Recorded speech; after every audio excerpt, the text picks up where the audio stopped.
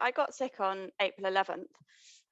Sort of came on quite insidiously, had a bit of fever and a bit of headache, wasn't quite what I was expecting. But the day after I was ill, my husband got ill, and the 2 days after that, our children who were 3 and 5 got ill as well. So I think there was the initial fear aspect, just sitting at home. You're not able to seek help, but you're told you have to stay at home.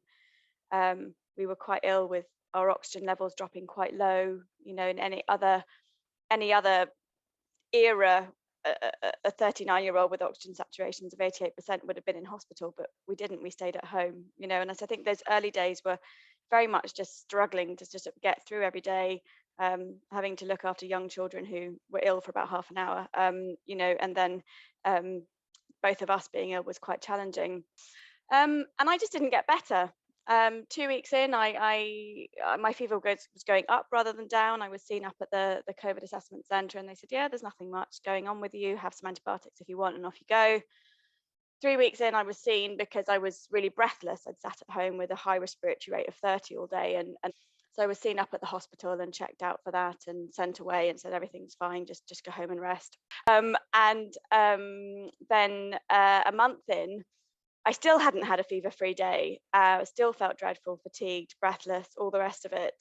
So I emailed an infectious diseases colleague and said, if I leave the house because I wanted to get outside in the fresh air, am I going to be typhoid Mary and infect everyone around me, or am I still contagious? And he said, "Oh, you're not contagious, but we need to see you because it's not normal for someone to still have fever after 4 weeks."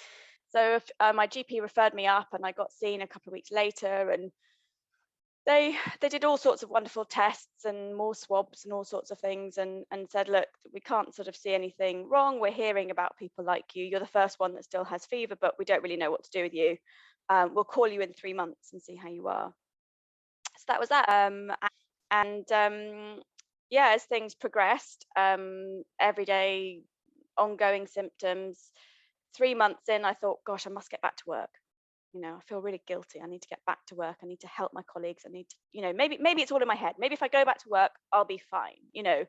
Um, and so I did a spoke with my colleagues, and we thought, well, I'll do a half day of paperwork and then a half day um, of seeing patients.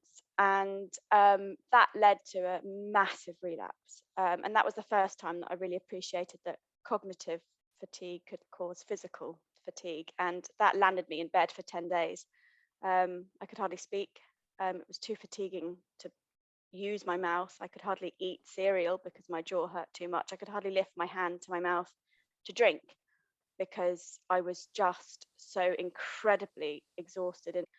And it then made me realize that this was going to go on. This wasn't going away.